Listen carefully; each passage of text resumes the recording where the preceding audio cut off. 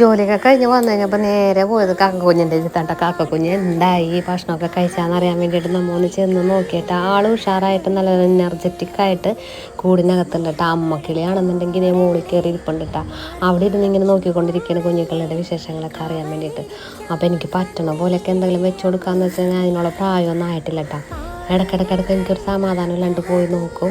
എന്നിട്ട് തീറ്റയൊക്കെ കൊണ്ടുവന്ന് ഇട്ട് കൊടുക്കുമ്പോൾ അമ്മ വന്നിട്ട് അത് കൊത്തിയെടുത്തിട്ട് കൊണ്ടുപോയി കൊടുക്കലുണ്ട്. അപ്പോൾ തന്നെ എനിക്കൊരു ആശ്വാസമായി.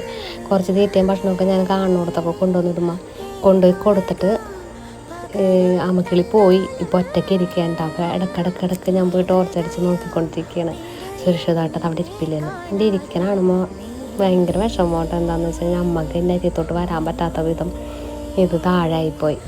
നമ്മളുടെ ഒരു മണ്ടത്തരത്തിലാണ് ഈ കുഞ്ഞ് ഇങ്ങനെ ഒരു അവസ്ഥയിലായത്.